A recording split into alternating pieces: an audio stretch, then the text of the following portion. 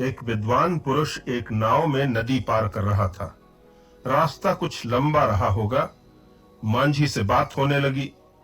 बात भी क्या, विद्वान पुरुष शायद अपनी विद्वता का एहसास करा देना चाहता होगा मांझी को। पूछा, तुम गणित जानते हो? मांझी ने कहा, हुजूर बस पैसे गिन लेता हूं, गणित का ज्ञान तो नहीं, काम चला लेता हूं। विद्वान ने पूछा, विज्ञान जानते हो? उसने कहा, मैं तो जानता ही नहीं कि विज्ञान किसे कहते हैं। विद्वान ने फिर पूछा, लिखना पढ़ना तो जानते होगे?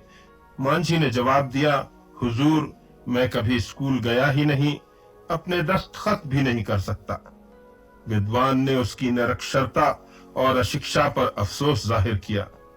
तो फिर जीवन व्यर्थ है तुम्हारा, जीवन के लिए कुछ भी ज्ञान तुम्हारे पास नहीं है। इतने में बादल घिर आए, हवाएं आंधी में बदलने लगी, नाव डगमगाने लगी, अंधेरा छाने लगा। ऐसा लगने लगा कि अब नाव डूब ही जाएगी। मांझी ने विद्वान पुरुष से पूछा, महाशय क्या आप तैरना जानते हैं? उस विद्वान पुरुष ने कहा, नहीं। मांझी ने जवाब दिया, जीवन तो आपका व्यर्थ है, जीवन बचाने के लिए जो कला चाहिए वो आपके पास नहीं। यह कहकर वो नदी में कूद गया।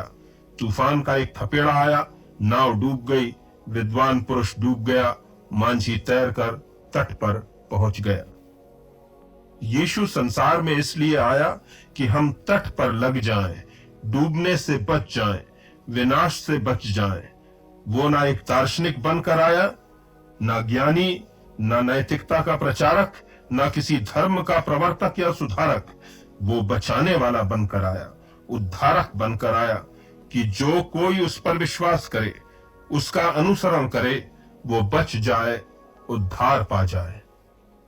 मानव उद्धार लक्ष्य था उसका, और मानव उद्धार का अर्थ था प्रत्येक पापी का उद्धार। एक एक व्यक्ति बहुमूल्य था, एक एक को बचाना था। प्रत्येक व्यक्ति समग्रता का, सृष्टि का केंद्र था। अन्य बातें गौण थीं। याद रखिए, व्यक्ति केंद्र था, अन्य सब बातें गौण थीं। मरकुस 3:1-6 में एक सरल सी घटना का वर्णन है। विश्रामवार का दिन था, शब्द का दिन वो कहलाता था। यहूदी इस दिन को पवित्र मानते थे। यह विश्राम का दिन माना जाता था।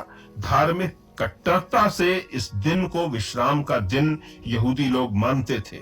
इस दिन कुछ भी काम करना शास्त्रों द्वारा सर्वथा वर्जित था।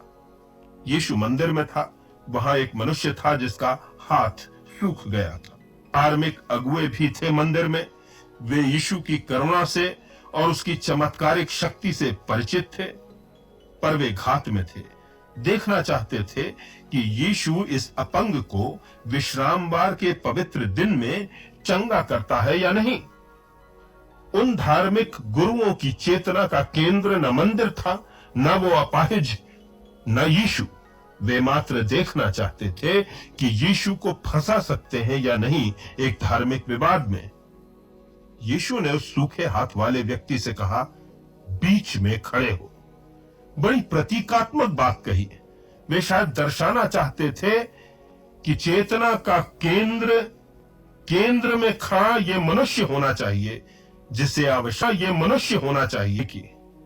फिर प्रभु ने लोगों से पूछा, शब्द के दिन भला करना उचित है या बुरा, प्राण लेना उचित है या बचाना? उत्तर बड़ा सीधा हो सकता था, भला करना उचित है, प्राण बचाना उचित है, पर लोग खामोश रहे।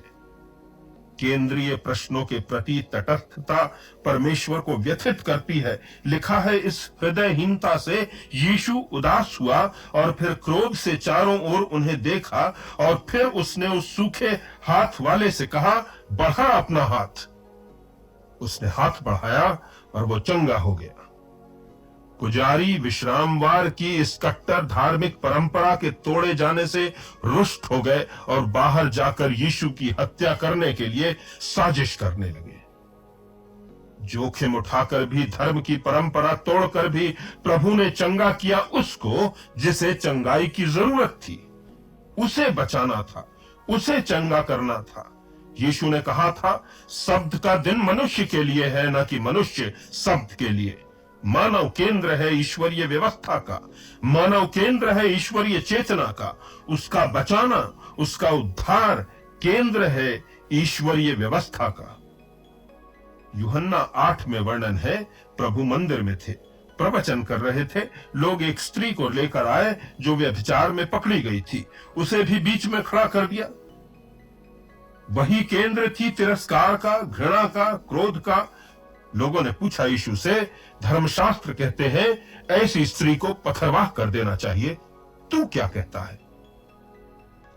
यीशु सिर झुकाकर भूमि पर उंगली से लिखने लगा, परंतु वे उससे पूछते ही रहे, इसे फंसाएं, बड़ा दयालु बनता है, यदि कहेगा पथरवाह न करें तो धर्मशास्त्र के विरुद्ध बात होगी, कहेगा पथरवाह करो तो उसके स्वभाव के विरुद्ध बात होगी। यीशु ने सिर उठाया, उनकी ओर देखा और कहा, तुम में जो निष्पाप हो वही उसे पहला पत्थर मारे।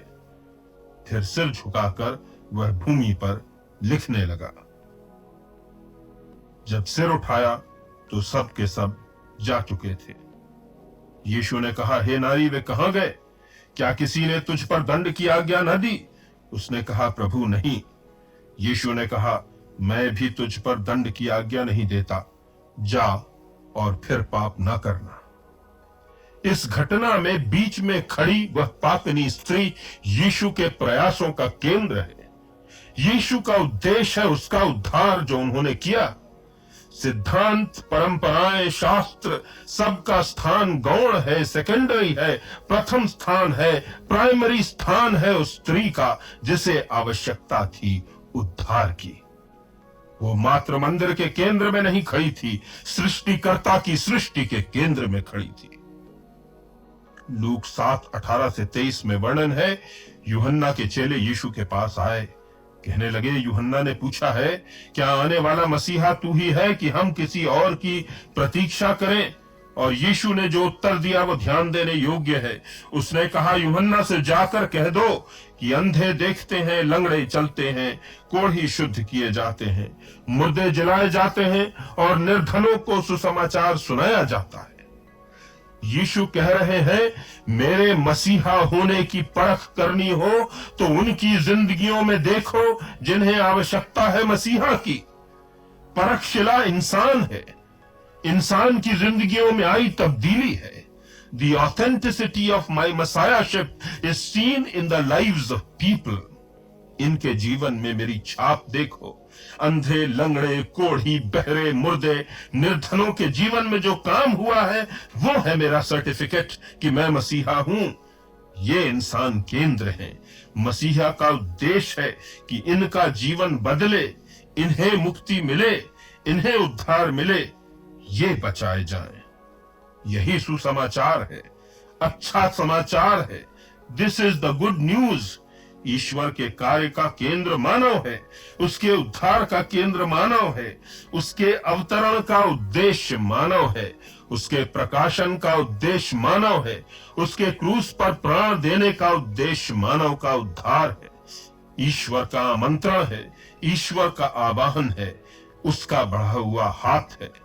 सारी व्यवस्था, सारा कार्य, सारी ईश्वरीय योजनाएं केंद्रित हैं आपके लिए, जिससे जो कोई, चाहे ऊंचा या नीचा, निर्धन या धनी, ज्ञानी या अज्ञानी, काला या गोरा, पूर्व से या पश्चिम से, स्त्री या पुरुष, जो कोई उस पर विश्वास करे वो नाश न हो पर अनंत जीवन को उपलब्ध हो जाए। यह अंतिम प्रश्न पूछना है आपसे। जब मृत्यु का तूफान आएगा, जीवन की नाव डूबेगी, तब आपको क्या निश्चयता है कि आप तट पर सुरक्षित पहुंच जाएंगे? क्या वह ज्ञान है जो तट पर पहुंचाता है? यदि नहीं तो आपका जीवन और आपका ज्ञान व्यर्थ है। यदि निश्चयता है तो आप धन्य हैं।